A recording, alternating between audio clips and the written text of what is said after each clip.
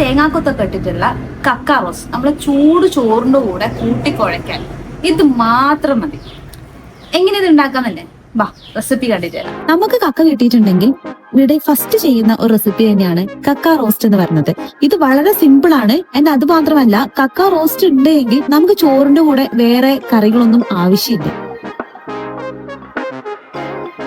ആദ്യം തന്നെ കഴുകി വൃത്തിയാക്കിയ കക്കയിലേക്ക് ഉപ്പും മഞ്ഞൾപ്പൊടിയും വെള്ളം ഒഴിച്ചിട്ട് ചൂടാക്കിയിട്ട് നമ്മൾ അത് ഊറ്റി മാറ്റി വെക്കണം.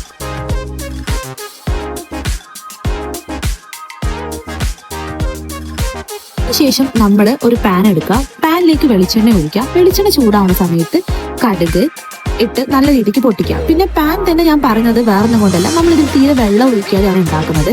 അതുകൊണ്ട് നോൺ സ്റ്റിക് പാൻ ആയിരിക്കും ഇതിന് കുറച്ചും കൂടി ഉചിതമായിട്ടുണ്ടാവുക. നമ്മൾ കടുക് പൊട്ടി വരുന്ന സമയത്ത് അതിലേക്ക് വറ്റൽമുളകും കറിവേപ്പിലയും തേങ്ങാക്കൊത്തും ആഡ് ചെയ്യാം.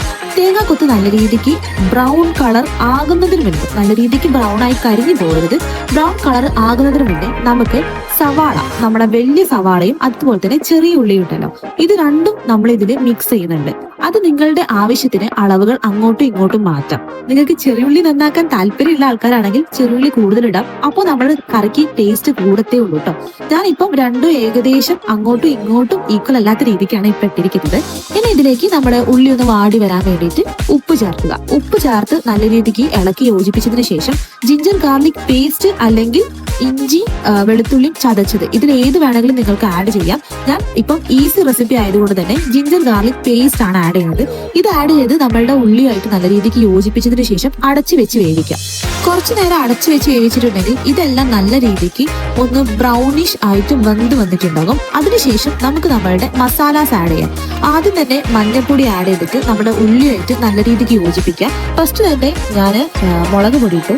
അതിനുശേഷം മല്ലിപ്പൊടി, കുരുമുളക് പൊടി, പിന്നെ പെരിഞ്ജീരകം പൊടിച്ചത് അല്പം ചേർത്താൽ മതി. ബാക്കിയെല്ലാം നമുക്ക് 1/2 ടേബിൾ സ്പൂൺ വെച്ചിട്ടാണ് ചേർക്കുന്നത്.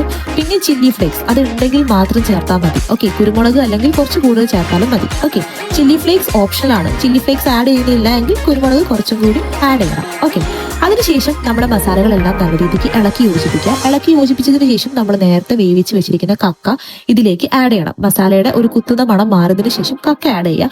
കക്ക ആഡ് ചെയ്തതിനു ശേഷം നല്ല രീതിക്ക് ഇളക്കുക. പിന്നെ അടച്ചു വെച്ച് വേവിക്കുക. അടച്ചു വെച്ച് വേവിക്കുന്ന സമയത്ത് ലോ ഫ്ലെയിമിൽ ഒരു 5 to 6 മിനിറ്റ്സ് ലോ ഫ്ലെയിമിൽ വേവിക്കാം. പക്ഷെ അതിന്റെ ഇടയിൽ തന്നെ ഇത് അടിക്ക് പിടിക്കുന്നില്ല എന്ന് ഇടക്കിടക്കൊന്ന് തുറന്നു നോക്കി ഇളക്കി നമ്മൾ കൺഫേം ആക്കേണ്ടതുണ്ട്. നമ്മുടെ കക്ക റോസ്റ്റ് ഇവിടെ റെഡി ആയിട്ടുണ്ട്. സൂപ്പർ ടേസ്റ്റ് ആണ്. അതുപോലെ തന്നെ നമ്മുടെ കേരള പൊറോട്ട, ചപ്പാത്തി, പത്തിരി ഇതിന്റെയൊക്കെ കൂടെയും നമുക്കിത് കഴിക്കാൻ വേണ്ടി പറ്റും. നിങ്ങളും ട്രൈ ചെയ്ത് നോക്കാം. അടുത്ത റെസിപ്പി കാണുന്നവരേക്കും ബൈ.